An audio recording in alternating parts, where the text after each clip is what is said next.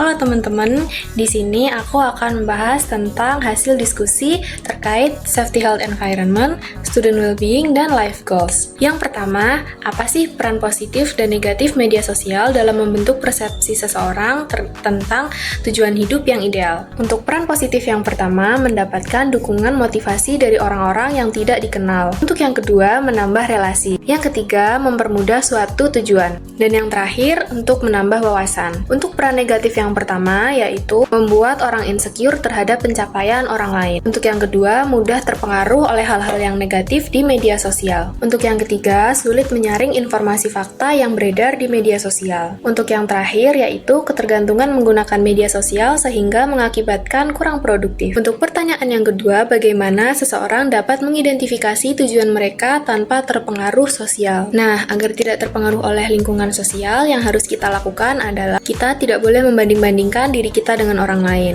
Yang kedua, mengeksplor minat dan bakat yang kita miliki. Untuk yang terakhir, yaitu kita harus merefleksi diri. Pertanyaan ketiga yaitu, bagaimana cara menjaga keseimbangan antara mengejar karir dan juga lifestyle? Untuk cara yang pertama yaitu menyusun skala prioritas.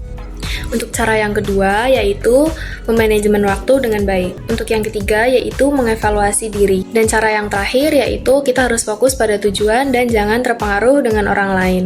Untuk pertanyaan keempat, bagaimana cara agar teknologi dapat mendukung pencapaian life goals? Untuk cara yang pertama yaitu kita bisa menggunakan internet untuk mendukung perencanaan life goals. Untuk yang kedua, sebagai sarana hiburan untuk mengelola stres. Dan yang terakhir, aplikasi untuk mendukung perkuliahan atau pembelajaran. Untuk pertanyaan terakhir atau yang kelima, yaitu bagaimana langkah agar kita lebih percaya diri dalam mencapai tujuan tanpa terpengaruh dengan ekspektasi orang lain. Untuk langkah yang pertama, kita tidak boleh membandingkan pencapaian kita dengan orang lain. Untuk langkah yang kedua, kita harus selalu positive thinking.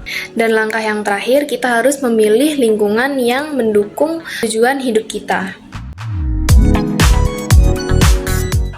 Safety Health Environment merupakan standar kesehatan, keselamatan, dan lingkungan yang berfokus untuk melindungi individu dan lingkungan sekitar dari resiko dan bahaya. Tujuan SHE sendiri dibagi menjadi 3. Yang pertama yaitu keselamatan. Keselamatan merupakan upaya pencegahan dari resiko yang dapat menyebabkan cedera dan kecelakaan. Yang kedua yaitu kesehatan, yang merupakan segala cara untuk meningkatkan kesehatan fisik dan juga kesehatan mental. Tujuan yang terakhir yaitu lingkungan, yang berfokus pada perlindungan dan perawatan lingkungan sekitar. Mengapa SHE itu penting? Karena yang pertama, untuk memastikan lingkungan akademik yang aman dan juga konduktif. Yang kedua, mendukung inisiatif pembangunan kampus yang berkelanjutan. Untuk yang terakhir, untuk mendorong mahasiswa agar mereka lebih peduli pada kesehatan dan juga keselamatan. Well-being merupakan kondisi sejahtera yang mencakup emosi dan juga suasana hati yang positif. Misalnya, kepuasan dan kebahagiaan, tidak adanya emosi negatif seperti stres, depresi, dan juga kegelisahan. Kepuasan dengan kehidupan dan kemampuan menilai hidup secara positif dan merasa baik. Kesejahteraan mahasiswa dapat didefinisikan sebagai keadaan yang berkesinambungan dari kondisi mood positif dan sikap, ketahanan dan kepuasan diri, serta hubungan dan pengalaman di kampus. Ada 6 cara untuk meningkatkan well-being. Yang pertama, melatih positive talk. Yang kedua, mencari support system yang positif. Yang ketiga, aktif bergerak dan rajin berolahraga. Yang keempat, membangun kesadaran dan fokus mindfulness. Yang kelima, menghargai diri sendiri. Dan yang terakhir, selalu bersyukur. Cukup sekian untuk video pembahasan kali ini. Terima kasih. Dadah!